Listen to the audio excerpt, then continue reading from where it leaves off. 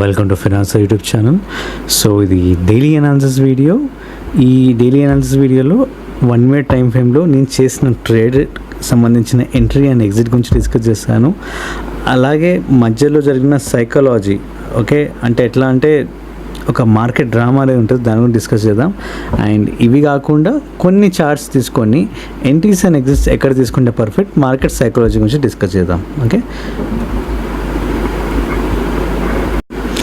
So ఇవాళ నేను చేసిన ట్రేడ్ గురించి ఫస్ట్ డిస్కస్ చేద్దాం. మీరు చూసిన Nifty and bank Nifty charts అనమాట. ఓకే, ఓపెనింగ్ అనే ఇక్కడ bank Nifty, general bank Nifty trade చేస్తాను కాబట్టి ఫస్ట్ దాంతో స్టార్ట్ చేశాను. ఒక రెడ్ క్యాండిల్ పడ్డది, దాని తర్వాత సడన్గా 2 గ్రీన్ క్యాండిల్స్ బ్రేక్అవుట్ ఇచ్చి పైకి వెళ్తుంది. 2 గ్రీన్ క్యాండిల్స్ తర్వాత కూడా 2 గ్రీన్ క్యాండిల్స్ పడ్డాయి మనకి, అంటే ఇది బ్రేక్అవుట్ ఇచ్చినట్టు ఆల్మోస్ట్. కానీ నిఫ్టీ కూడా ఆల్మోస్ట్ బ్రేక్అవుట్ ఇచ్చింది పైన. ఫస్ట్ ఒక రెడ్, దాంతో గ్రీన్ పైకి వెళ్తున్నట్టు చూపిస్తుంది. ఓకే, నేను ఆ ఉద్దేశంతో బై చేశాను. బై చేశాక నా టార్గెట్ ఇక్కడ బై చేసినాక అట్లీస్ట్ ఈ లెవెల్ పైన ఎక్కడొక్కడ వెళ్తుంది, ఈ లెవెల్ పైన ఇక్కడ వెళ్ళినా ఎగ్జిట్ అయ్యవచ్చు అని అనుకున్నాను. బట్ నేను ఏదైతే అనుకున్నాను తప్పైంది. అండ్ సడన్గా రివర్స్ అయ్యి కింద పడిపోయి ఇక్కడ వరకు వచ్చింది. ఓకే, నేనేం చేశాను అంటే ఈ 2 గ్రీన్ క్యాండిల్స్ బై చేశా కదా, ఎప్పుడైతే రివర్స్ అయ్యి ఇక్కడ వచ్చింది కరెక్ట్ ఈ బ్రేక్అవుట్. ఓకే, ఇక్కడ ఈ బ్రేక్అవుట్, ఈ ప్రాపర్ బ్రేక్అవుట్ అనమాట, కిందికి వెళ్తుంది అని ఇంకా ఫుల్లీ ఇండికేషన్ ఇచ్చేసింది అనమాట. ఇక్కడ ఇండికేషన్ ఇచ్చినాక నేను పొజిషన్ రివర్స్ చేసుకొని సెల్ చేసినాక నేను ఈ బ్లూ లెవెల్ ఏదైతే ఉందో కింద ఇక్కడ ఎగ్జిట్ అయిపోయాను. ఓకే, ఇది క్లియర్ కదా. నేను చేసిన తప్పు ఏంటంటే ఫస్ట్ ఒక రెడ్ క్యాండిల్ పడ్డాక కూడా ఇది బ్రేక్అవుట్ ఇచ్చింది కదా అని బై చేశాను, అదొక తప్పు. సెకండ్ ఇంకోటి ఏంటంటే నేను అబ్జర్వ్ చేయాల్సింది, జనరల్లీ గ్యాప్ అప్ ఎప్పుడైతే అవుతుందో ఆ గ్యాప్ని ఫిల్ చేయడానికి వస్తుంది కదా. లేదు, ఇవాళ ఇక్కడ నిఫ్టీ పైకి వెళ్తుంది, గ్యాప్ అప్ అయినా నిఫ్టీ దగ్గర ఒక లెవెల్ ఉంది చూసారు, గ్రీన్ లెవెల్, ఇక్కడ సపోర్ట్ తీసుకొని పైకి వెళ్తుందేమో అని ఎక్స్పెక్ట్ చేశాను. లేదు, అది కిందకి వచ్చి కింద పడ్డది అనమాట. ఓకే, సో ఫస్ట్ నేను గమనించాల్సిన విషయం ఏంటంటే ఫస్ట్ ఒక రెడ్ క్యాండిల్ పడ్డది, దాని తర్వాత ఇది బ్రేక్అవుట్ ఇవ్వలేకపోయింది, ఈ లెవెల్ ప్రాపర్గా ఈ లెవెల్. ఓకే, ఈ లెవెల్ ఎప్పుడైతే రివర్స్ ఇక్కడ వచ్చిందో అప్పుడు నేను డిసైడ్ అవ్వాల్సింది ఇక్కడే పొజిషన్ రివర్స్ చేసుకోవాల్సింది. ఇక్కడ పొజిషన్ రివర్స్ చేసుకుంటే కొంచెం లాస్ట్లో ఎగ్జిట్ అయిపోయావని మెయిన్ ప్రాఫిట్ బాగుండేది. బట్ ఇక్కడ నాకు పడిన స్ట్రగుల్ చాలా, ఇక్కడ వరకు వెయిట్ చేస్తాను కదా, ఇది చాలాసేపు వెయిటింగ్ అనమాట. ఇంతసేపు వెయిట్ చేయాలంటే చాలా కష్టం ట్రేడ్లో. ఓకే, ఇక్కడ చూస్తే మనకి ఫస్ట్ రెడ్ క్యాండిల్, తర్వాత గ్రీన్, ఇక్కడే రివర్స్ అయింది, ఇక్కడే డిసైడ్ అవ్వాలి నేను. ఓకే, ఇక్కడ సస్టైన్ అవ్వలేకపోయింది, పైన బ్రేక్అవుట్ ఇవ్వలేకపోయింది.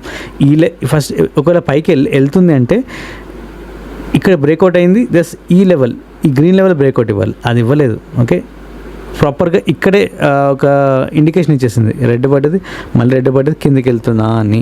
ఓకే, ఈ గ్యాప్ని అన్నట్టుగానే ఫిల్ చేసింది. జనరల్ గ్యాప్స్ ఫిల్ చేస్తూ ఉంటాయి మనకి. ఓకే, నిన్న కూడా ఇదే తరహా ట్రేడ్ తీసుకున్నాను, అది వర్కౌట్ అయింది, కానీ ఇవాళ వర్కౌట్ కాలేదు, కొంచెం కాషియస్గా ఉండాల్సింది. ఓకే, సో అంతే, ఇక్కడ ఎగ్జిట్ అయిపోయాను.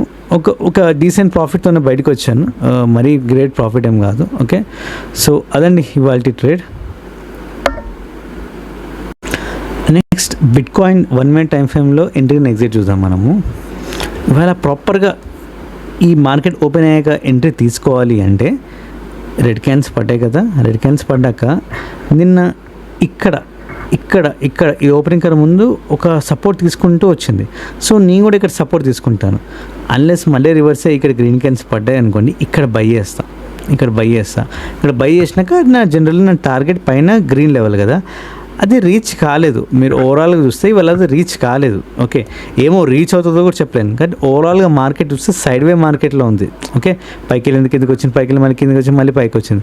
సో అందుకే ఇక్కడ నేను ప్రాపర్గా కింద రివర్స్ అయ్యి మళ్ళీ పైకి వచ్చింది కదా, ఒక సపోర్ట్ తీసుకున్న ఉద్దేశం, ఇంకో ఇన్విజిబుల్ సపోర్ట్ ఇక్కడ. సో రివర్స్ ఇక్కడ వచ్చింది కదా, ఇక్కడ బై చేస్తాను. ఇక్కడ బై చేసినాక నేను టార్గెట్ వస్తే గ్రీన్, బట్ రీచ్ కాలేదు కాబట్టి నేను ఇక్కడ జనరల్గా తొందరగా ఎగ్జిట్ అయిపోతాను నేనైతే మార్కెట్లో. ఆర్ ఇక్కడ ఎగ్జిట్ అవ్వలేకపోయినా మనం అట్లీస్ట్ ఇక్కడ ఎగ్జిట్ అవ్వచ్చు, లేదా ఇక్కడ అవ్వచ్చు మనకి. ఎందుకంటే అంటే మార్కెట్ పైకి వెళ్ళట్లేదు కాబట్టి ఇక్కడ ఇండికేషన్ చాలాసేపు మార్కెట్ ఇక్కడ ట్రావెల్ అవుతుంది, అంటే పైకి వెళ్ళట్లేదు అని అర్థం అనమాట. ఓకే, సో ఇక్కడ ఎగ్జిట్ అవ్వచ్చు మనం. ఇక్కడ కానీ ఎగ్జాంపుల్ మనం ఇక్కడ కూడా అవుతాను నేను. ఎగ్జాంపుల్ ఇంతసేపు వెయిట్ చేసి అవ్వలేదంటే ఇక్కడ రెడ్ క్యాండిల్ పడిందంటే ఇక్కడ మనం ఎగ్జిట్ కావచ్చు మనం. సో ఇక్కడ బై చేస్తాం, ఇక్కడ ఎగ్జిట్ అవుతాం మనం. ఓకే,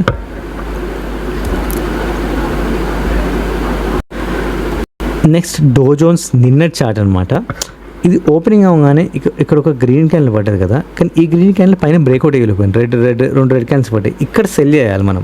ప్రాపర్ ట్రేడ్ అంటే ఇక్కడ సెల్ చేయాలి. ఇక్కడ సెల్ చేసినాక మనకు టార్గెట్ వచ్చేసరికి బ్లూ లెవెల్ హిట్ అయినాక ఎగ్జిట్ అవ్వచ్చు. ఇంకా దాని తర్వాత మార్కెట్ ఎక్కడికి వెళ్ళింది అనేది కూడా చూద్దాం. దాని తర్వాత రివర్స్ పైకి వెళ్ళిపోయింది. ఇంకా మనకు అనవసరం అనమాట, not a good trade again అనమాట. ప్రాపర్ ఒక ట్రేడ్ చాలు మనకి. ఇక్కడ సెల్ చేస్తే ఇక్కడ ఎగ్జిట్ అనమాట. ఓకే,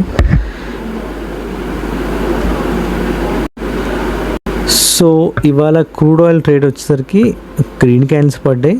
మనం ఏం చేయాలంటే ఈ గ్రీన్ క్యాండిల్స్ పడ్డాయి కదా, కొంచెం పైకి వెళ్తుంది కదా, ఇక్కడ సెల్ చేయొచ్చు. ఇక్కడ సెల్ చేసినాక మన టార్గెట్ వచ్చేసరికి బ్లూ.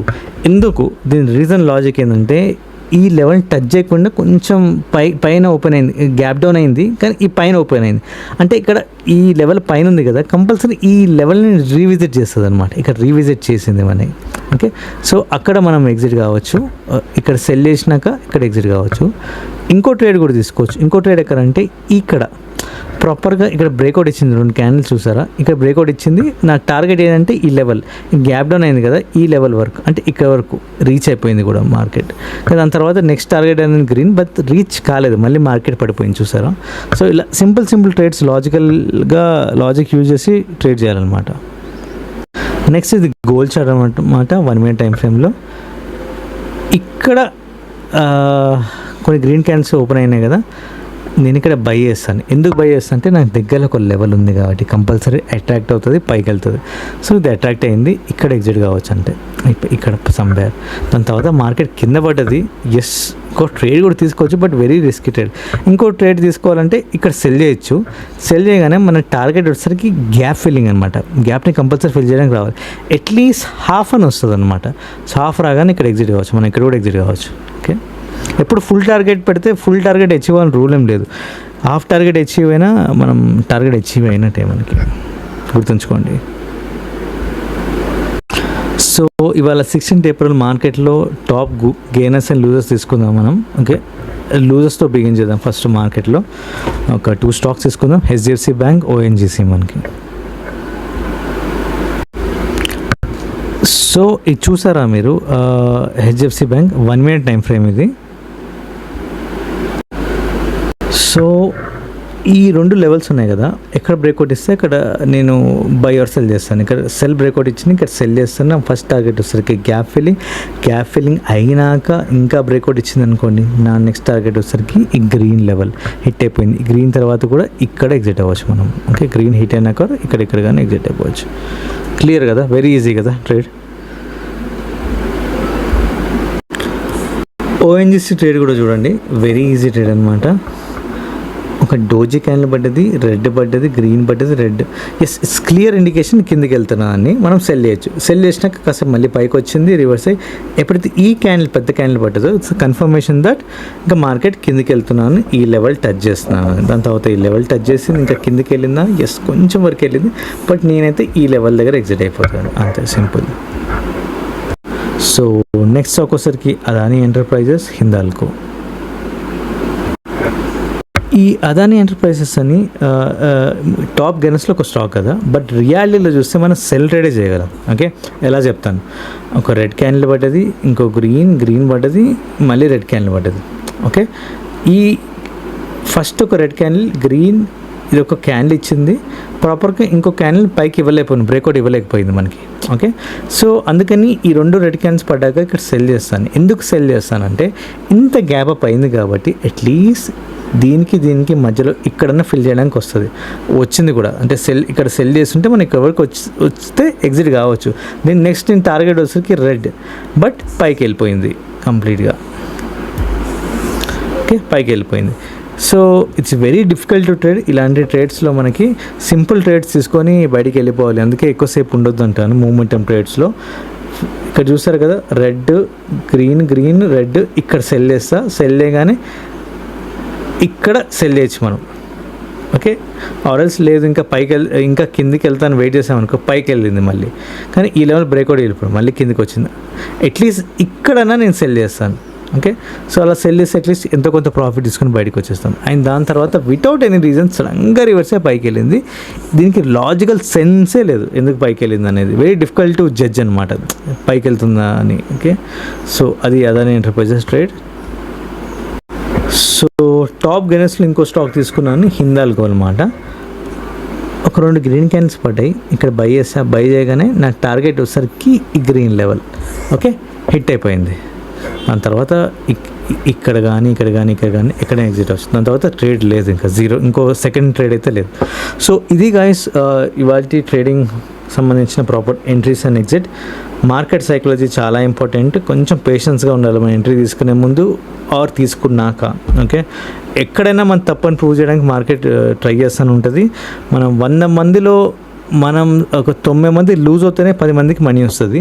సో ఆ 10 మందిలో ఉండేలా చూసుకోవాలి. కొంచెం పేషెన్స్గా ఉండాలి, కొంచెం ట్రిక్కీగా సైకలాజికల్గా చూసి గేమ్ అయితే ఆడాలి. ఓకే.